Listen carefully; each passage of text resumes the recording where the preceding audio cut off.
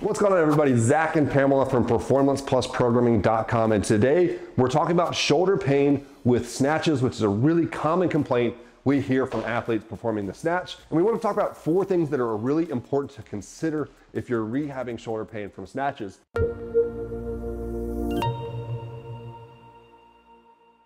The first 2 are around mobility, which is crucial for the snatch, and the overhead squat, which challenge mobility more than almost any other movements in all of sports. So Pamela's gonna demonstrate a couple of overhead squats. And the first thing that I want you to really pay attention to is the angle of her shoulder in relationship to her torso. We don't want that angle to be extreme. The more extreme that is, the more we challenge the shoulder itself.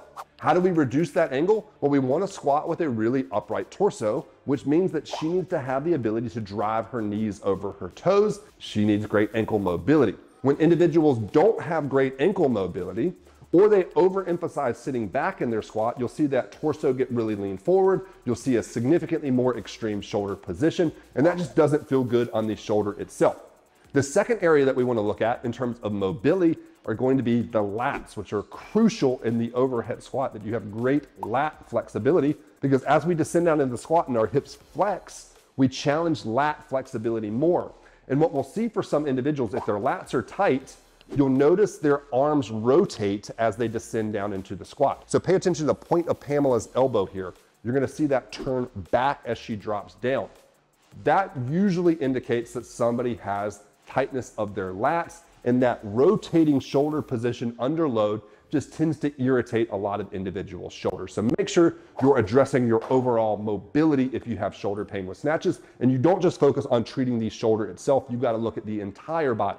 From there, we need to understand the extreme demands that throwing a bar overhead has on our shoulder strength and stability. So I'm going to show 2 different exercises that I think are really good for this population in order to build up rotator cuff strength and stability. The first is a squat Y. So Pamela drops down into the bottom of the squat. She's got her thumbs up while she holds a light weight. And this does not take a very heavy weight here. 2.5 pound plates or 5 pound plates work great for most people. And she's simply alternating, hands going back and forth, bringing her hands out to about her snatch or overhead squat grip width. And what we're doing is training her squat positioning, as well as strengthening all of those muscles in her upper back and in her posterior shoulder that are so important for shoulder health.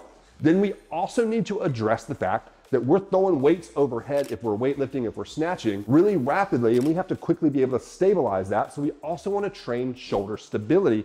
And there are a number of great exercises for that. A really simple one that you can just incorporate into your warm-up on a regular basis is to do some overhead carries. So get a kettlebell overhead, a barbell overhead, dumbbells overhead. Simply get it overhead, have an active shoulder position where you're pressing up into that, and go for a walk with it. If you want to make it more challenging, you could flip that kettlebell upside down. Make sure you hit both arms, but train the rotator cuff's stability, not just its strength, because as a weightlifter, you need really solid shoulder stability mechanics.